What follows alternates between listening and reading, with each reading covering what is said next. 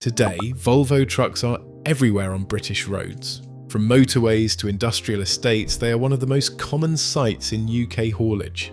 But this was not always the case. There was a time when British-built trucks dominated the roads. So how did a Swedish company take over one of the world's strongest domestic trucking industries? What happened to the companies it replaced? In the decades after the Second World War, British-built trucks formed the backbone of the nation's roads and industry. Names like Leyland, ERF, Foden, AEC and Bedford were more than badges on a grille. They were a source of national pride, each with its own story and engineering tradition. Leyland Motors, with roots stretching back to the 1890s, transformed its wartime factories into powerhouses for civilian lorries. By 1969, Leyland's plants in Wigan, Leyland and Workington were turning out as many as 120,000 trucks a year, employing a workforce of 30,000 and shipping vehicles across the Commonwealth. Bedford, the commercial arm of General Motors UK, built its reputation on the dependable TK series. By the early 1960s, Bedford was exporting up to 30,000 trucks a year to the Middle East, Africa and the Caribbean. The company's sprawling factories at Luton and Dunstable buzzed with activity, feeding a global demand for British engineering. ERF, though smaller, carved out its own legacy. Founded in 1933, it built robust, no-nonsense trucks for municipal and agricultural work. The ERF 306, introduced in 1948, became a familiar sight on rural roads and city streets alike. Foden, with its origins in traction engines, pushed into diesel trucks and experimented with new layouts like the rear-engined Foden F, one of 1950. Even with just 4,000 employees, Foden's name was synonymous with reliability and innovation. AEC, born from the London General Omnibus Company, specialised in heavy-duty chassis for everything from construction to military use. The AEC Matador and Bridgemaster models dominated municipal fleets through the 1950s, and their Southall and Stratford plants ran at full tilt to meet post-war demand. British trucks weren't just built for home soil, they travelled the world, from African highways to Australian outback tracks. At home, the sight of a Leyland or Bedford on the motorway was as common as the red postbox, part of the everyday landscape woven into the rhythms of commerce and community. The sheer scale of this industry, hundreds of thousands of vehicles, tens of thousands of jobs and a global footprint, set a high watermark for British manufacturing. It was an era when the UK's truck makers stood at the forefront, their machines carrying the weight of a nation's ambitions and connecting its cities, ports and industries. This was the world that Volvo would one day enter, but for now British trucks ruled the road. By the early 1970s, cracks had begun to show beneath the polished surface of British truck manufacturing. New European regulations arrived in 1973, demanding that every commercial vehicle meet a unified set of safety, emissions and design standards. For British firms long accustomed to building for local rules, the cost of re-engineering entire product lines to satisfy the European Economic Community's type approval process proved daunting. Smaller plants, already stretched thin, now faced expensive redesigns and testing fees that many simply could not absorb. The following winter brought further disruption. In January 1974, the government's 3-day week rationed electricity for factories, limiting production to just 3 consecutive days. For nearly a month, assembly lines at Leyland and ERF fell silent on off days, while critical suppliers of wiring and brake components struggled to keep pace. Leyland's Bowes-Lyon plant saw output plunge by 40%, and ERF's Peterborough site managed only sporadic chassis production. With unfinished trucks piling up and a backlog of orders growing, the industry's reputation for reliability took a hit that would linger for years. Operators began to notice more than just missed deadlines. Design updates lagged behind continental rivals. Many British models still relied on split cab layouts and manual gearboxes that made long-haul work tiring and slow. Research budgets, once a point of pride, fell from 7% of sales at the start of the decade to less than 3% by 1978. The once robust engineering culture that had powered Leyland and Foden through post-war expansion now struggled to keep pace with changing technology and rising costs. Breakdown rates told their own story. Department of Trade and Industry records from the late 1970s show British-built trucks averaging 1.7 breakdowns per 10,000 kilometres, almost double the rate of Swedish and German competitors. Spare parts, once available within days, could now take weeks to arrive, especially during strikes and supply chain disruptions. Former Leyland mechanic Mick J recalled, "You'd spend half your shift waiting on parts or patching up something that should have been fixed at the factory." Labour unrest only deepened the uncertainty. Strikes in 1972, 1974, and again during the winter of discontent in 1979, left workshops idle and customers frustrated. For fleet operators, confidence in homegrown brands began to erode. The promise of British reliability, so central to the industry's identity, was no longer a given. As the decade drew to a close, the door opened wider for outside solutions, ones that promised not just new engineering, but a return to trust and dependability. Volvo's entry into the British truck market began not with a grand announcement, but with a series of careful, calculated moves that lowered the barriers for wary operators. In the early 1970s, Volvo's trucks arrived in the UK via Rotterdam, shipped from Gothenburg and then hauled by road to central England. This export route allowed Volvo to bypass some of the bottlenecks and delays that plagued domestic production, ensuring that orders reached British hauliers with a reliability that was becoming rare among homegrown brands. But logistics alone did not win over fleet managers. Volvo understood that British operators, still loyal to Leyland and Bedford, needed more than a new badge. They needed a reason to take a risk. In 1975, Volvo formed a joint venture with Haldex Klein, establishing a local assembly line in Bolton. Here, Swedish chassis were fitted out by British hands, earning the trucks a Made in Britain label that satisfied government procurement rules and soothed concerns about foreign imports. The Bolton site turned out around 1,200 units per year, primarily serving the Midlands and the North, and halved delivery lead times from the 12 weeks typical for imports down to just 6 weeks. A third critical piece was warranty. While British makes typically offered a 1-year warranty, Volvo set a new standard, 3 years or 100,000 kilometres, whichever came first. For operators weary of breakdowns and slow parts delivery, this was a promise backed by a growing network of regional service centres. The warranty was not just a marketing tool, it was a tangible commitment, reducing risk for buyers and signalling that Volvo stood behind its engineering. Through these steps, streamlined imports, local assembly and unprecedented warranty terms, Volvo positioned itself as a credible alternative in a market where trust had been shaken. The groundwork laid in Bolton would soon support a much broader national presence, but in these early years Volvo's strategy was simple. Make it easy, make it local and make it safe for British hauliers to try something new. Long-haul trucking in Britain changed not just because of engines or price tags, but because of what happened inside the cab. As the motorway network stretched further and drivers spent longer hours behind the wheel, comfort became more than a luxury. It was a necessity.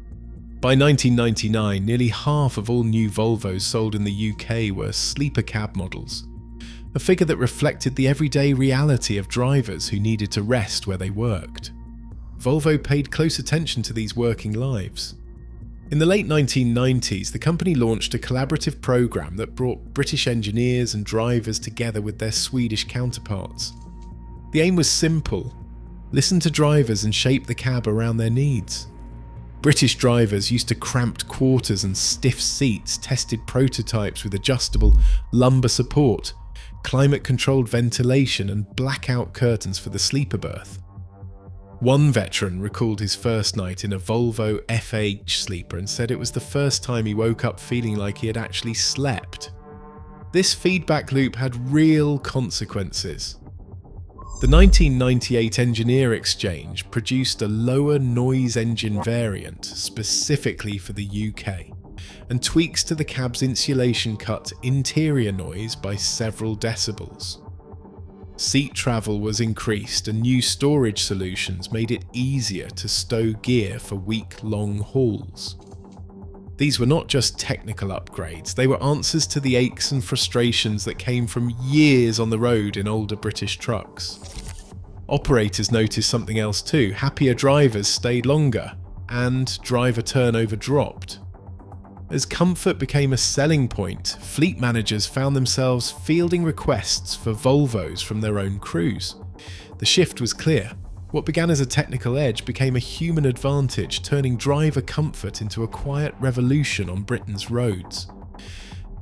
Numbers began to tell their own story. For operators tasked with moving goods day and night, reliability was not a slogan, it was a spreadsheet calculation.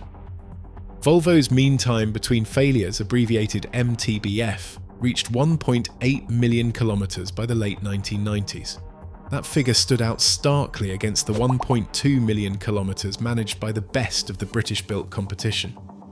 In practice, this translated into fewer breakdowns, fewer unscheduled stops, and a truck that could be counted on to finish the route week after week. Downtime, once a fact of life with older British fleets, shrank dramatically. Volvo's telematics and dealer network pushed average downtime down by 12% compared to the national average. For a large haulier, that meant dozens of extra deliveries each year and far less time spent waiting for parts or repairs. The 48-hour parts guarantee, backed by a network of 34 service centres, ensured that even when a Volvo did need attention, the wait was short and predictable. Savings followed. A 1999 review in Commercial Motor broke down the numbers. Volvo's lower maintenance share at just 12% of total cost of ownership compared to 18% for Foden delivered an average annual saving of £4,200 per truck. Over a 5-year fleet renewal cycle, the difference could run into 6 figures for a mid-sized operator. Fuel efficiency played its part as well, with Volvo's D13 engines using half a litre less per 100 kilometres than comparable Leyland models. Sarah L., a procurement manager for a national retailer, put it simply. Consistent dealer support and a single-point warranty were decisive. Volvo's network meant our trucks were back on the road faster, saving us up to 12% in total cost of ownership. For buyers under pressure to keep margins tight, these numbers were not just impressive, they were decisive. The shift from loyalty to legacy brands toward a hard-nosed focus on uptime and cost signalled a new era in British haulage, where reliability and economics trumped tradition. Britain's growing motorway network did more than just shorten the distance between cities. It changed the very nature of haulage itself. By the mid-1970s, the number of freight kilometres driven on UK roads had more than doubled, rising from 340 million in 1960 to 720 million by 1980. Journey times for heavy goods vehicles dropped by nearly a third, as new trunk routes such as the M1, the M6 and the M62 allowed trucks to travel farther, faster and with fewer stops. A transport historian described this era as a turning point. The motorway did more than connect places, it created a demand for trucks that could handle long, uninterrupted runs, machines built for endurance, not just short hops between towns. Traditional British designs, tailored for local deliveries and short hauls, began to feel out of step with the new pace of commerce. Operators needed vehicles with bigger fuel tanks, higher cruising speeds, and sleeper cabs so drivers could rest on the road. These new requirements played directly to Volvo's strengths. Their trucks, engineered for the vast distances of Scandinavia, already featured high-torque engines, aerodynamic cabs and comfortable sleeping quarters. As the motorway era took hold, British buyers found themselves looking for features that local brands struggled to provide. The shift in infrastructure had quietly rewritten the rules of the market, opening the door for a new kind of truck and a new kind of manufacturer. The departure of Britain's most storied truck brands unfolded in a series of irreversible steps. AEC, once a pillar of heavy-duty engineering, saw its last truck roll out in 1975 after Leyland shuttered the Southall works. Bedford, whose TKS had once carried British goods across continents, ended truck production in 1991 when General Motors pulled the plug at Luton. Foden, famed for its rugged, sand-coloured lorries, lasted until 2000, its Sandbach plant closing as the last independent British truck maker faded into history. Each closure left skilled workers and loyal drivers searching for a place in a world that no longer needed what they built. One former AEC line operator recalled that they could feel the pride leave the factory the day the gates shut, and that they had built trucks for the world, only to find they were no longer needed. As the old names vanished, Volvo pressed its advantage. The company's Safety First campaign in 1986 ran in trade magazines and on billboards, linking the Swedish brand to a new era of driver protection. Operators took notice as Volvo's cabs began to feature reinforced structures and seatbelt reminders, features still rare among the competition. By the mid-1990s, reliability was no longer just a promise, but a contractual guarantee. In 1995, Volvo introduced a 5-year warranty program, far outstripping the patchy aftercare offered by what remained of the British sector. For fleet managers, this was more than a sales pitch, it was security in a business where one breakdown could mean lost contracts. With each innovation, Volvo's reputation locked in. By the turn of the millennium, the British truck market had reached a point of no return. The old guard was gone, and Volvo's blue and white badge had become a fixture on the nation's roads. On Britain's roads in 2025, the blue and white Volvo badge has become as much a fixture as the motorway itself. Market data shows Volvo holding a commanding 19% share of new heavy truck registrations, a figure that puts it comfortably ahead of every other brand. The company's edge is no longer just about reliability or cost. Today, it is about a complete package: advanced safety systems, a nationwide dealer and service network, and a track record for introducing new technology before rivals catch up. Industry analysts point to the FM low-entry electric model as a clear sign of where the market is heading. This year, the first FM low-entry electrics rolled out to British fleets, with operators in London and the Midlands reporting strong early results, daily ranges up to 300 kilometres and near silent operation in city traffic. Volvo's early move into electric haulage has given it a foothold in contracts for municipal services and urban deliveries. These are areas where zero emissions are now a requirement, not a bonus. The formula for Volvo's success is both simple and hard to replicate. It blends decades of investment in engineering, a willingness to listen to drivers, and a dealer network that keeps trucks moving. For operators, the calculation has become straightforward: less downtime, more support, and a future-ready fleet. The story of Volvo in Britain is no longer just about the past. It is about who is best prepared for the road ahead. British roads now echo with the hum of foreign engineering, a transformation decades in the making. As global brands outpace homegrown legacy, the fate of British truck building stands as a warning: innovation never waits. Today, Volvo's grip reflects a broader shift where adaptability decides survival. The roads remember what was lost and what endures. What do you think this means for the future of British industry? Share your thoughts below.